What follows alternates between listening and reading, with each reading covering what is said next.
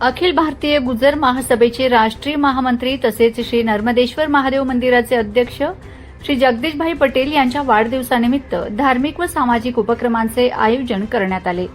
यानिमित्त आयोजित योग शिबिर आणि रामनाम संकीर्तन कार्यक्रम भक्तिमय वातावरणात उत्साहात पार पडला। कार्यक्रमाची सुरुवात योग शिबिराने झाली। योगाच्या माध्यमातून निरोगी जीवनशैलीचा संदेश देण्यात आला।